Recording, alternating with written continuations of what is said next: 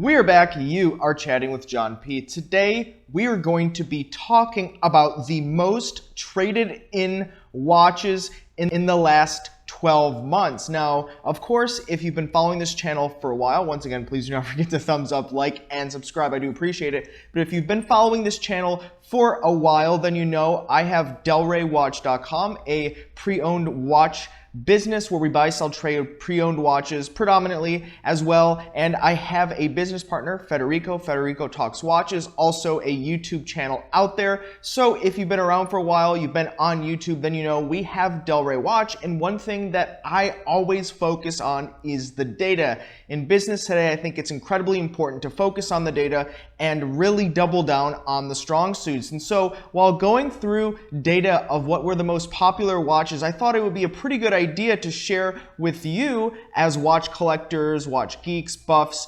enthusiasts, hobbyists, kind of which watches people in general are deciding to trade in the most. So I had to go through the data and take out all the watches that we bought from other dealers or that we bought outright. And I found that it's incredibly interesting, at least to me, to look at some of these watch models and see, wow, I can't believe people wanted to trade up or into something else out of these particular watches. So we're going to cover it, and I think it's going to be very exciting. Starting off right away, we have the most traded in watch in the last 12 months is the Omega Speedmaster Professional, the Speedy Pro, the traditional Hesalite crystal Omega Speedmaster Professional. Now, this watch, it's really difficult for me to believe that people wanted to trade up into something different from the Speedmaster Professional. This is always a watch that I recommend, and a lot of other people that are dealers and collectors recommend to those that are looking to get into collecting watches, because this watch is iconic, timeless, and will likely last for your entire lifetime, if not for as close to ever as possible. The Omega Speedmaster Professional today is a watch that looks exactly like the watches that came out in the late 60s,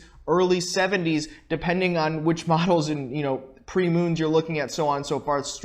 I'm not looking at the straight lug, of course, and the Ed Whites of the world, but Speedmaster Professional moon watches previously are exactly like they were in the past. Of course, the movement has been upgraded over time, and I'm sure that better metals and pieces and parts are being used, but nonetheless, it looks the same, it's iconic, it's timeless, and this is a watch that people are trading out of the absolute most, more than any other watch in the list. What do you think about this? Leave this in the comments below. I am positive many of you are pretty shocked about this one, because Speedy Pro enthusiasts are die-hard collectors and will never let their Speedy Pros go. I know this for a fact. Next, the next watch that has been traded in the most is the Rolex Explorer 2, the 40mm version, the 16570. Now on my wrist today, I have the 16550 black dial on an aftermarket kind of cool canvas strap with beautiful aged aluminum. And we actually have one available in the shop. But nonetheless, the most traded in version is the 16570, so the later revision with the newer movement. I didn't break it down by colors, but it looked either the black or the white dial, but it did look pretty spread evenly. But nonetheless, I'm pretty shocked as well, because I know Explorer 2 owners seem to also be very loyal to the watch. I personally love mine. I know some other people that have it, and I never really saw this many watches of the Explorer 2 coming through the door, so I'm pretty shocked as well. But that's the number 2 most traded in watch. Now, I don't know necessarily what they traded in up to. Perhaps a Submariner, perhaps a Daytona. Perhaps we'll collect that data in the future, but nonetheless, number 2. Number 3, another Rolex, but probably not the one you're thinking. This is the Rolex Explorer and the 214270, the 39mm. And I did not break it down by the long hand or the short hand, but generally speaking, I remember most of them coming through the door to have the long hands, if you know what that means. So you had a previous generation and a more modern generation where they changed up the hands a little bit. So we have a Mark 1 and a Mark 2. But nonetheless, number 3, people are trading up and out of the Explorer 39. I don't know. I like it a whole lot. if you are one of the people that traded out of this watch, would love to hear why in the comments below. And of course, there were many of you that did so. Next, this one might be a no-brainer, but perhaps it's not. It's the Rolex Submariner ceramic bezel with the date, the 16610. Now, this one, I can see possibly why it made the list. You know, in the last 12 months, a lot of people were going to authorized dealers. They were getting on the list, and I know many people had a difficult time getting these watches, but not everyone. You know, some people did get lucky and were able to get a brand new, from an authorized dealer, Submariner.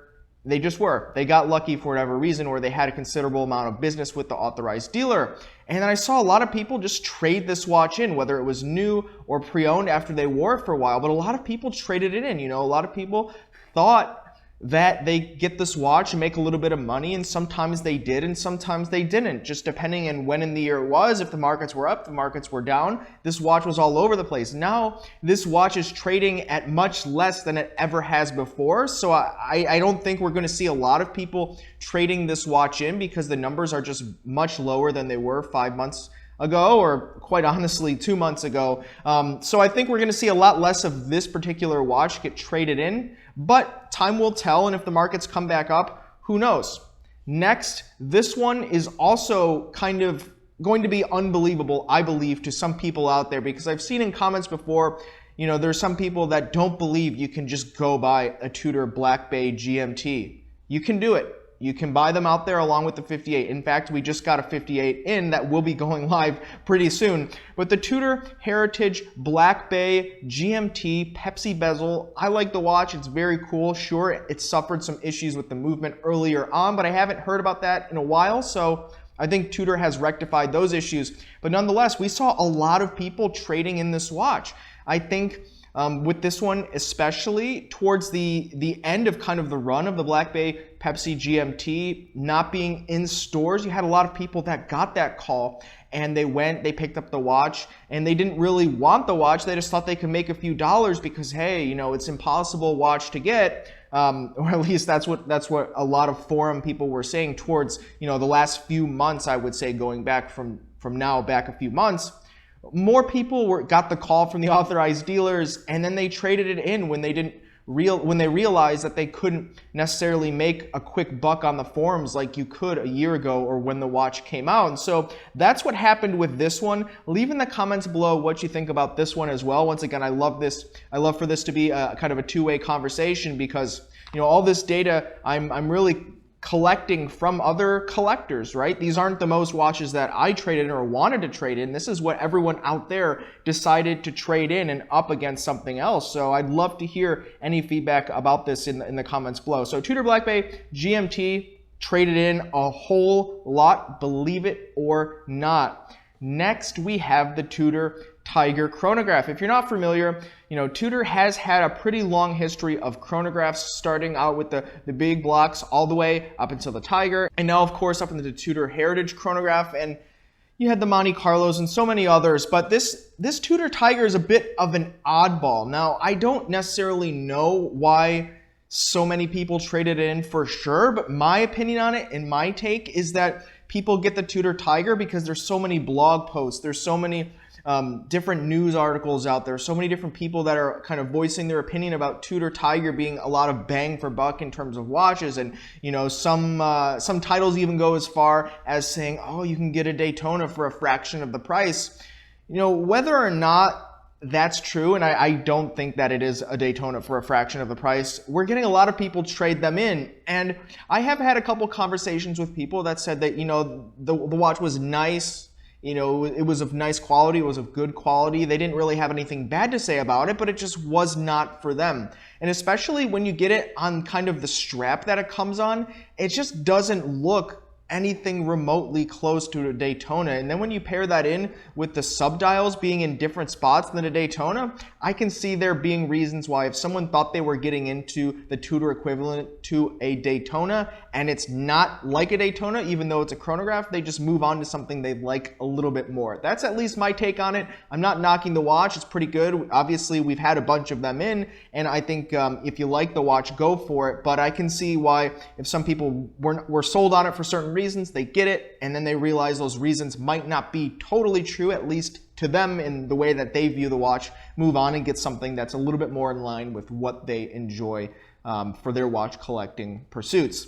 And lastly, this is going to be probably shocking for some as well, because Sinn collectors are some of the most loyal collectors as well. Die-hard Sinn collectors. This is the Sinn 104. Now, Sinn makes a good watch. Very rugged, durable. I've made some videos in the last year kind of showing that I've gained a lot of appreciation towards the watches. They were not really on my radar a whole lot in the past, but since we had so many come through the door at Del Rey Watch, I was able to play around with them a lot more, and I really think it's difficult to get a better bang for buck than a Sinn 104. You can pick these things up for about $1,000, you know, a little bit more, a little bit less, pre-owned or new, you know, bracelet, strap. Or the type of Sinn 104, the white dials seem to be a little bit more hot, a little bit more in demand. You might pay an extra $50 or something like that.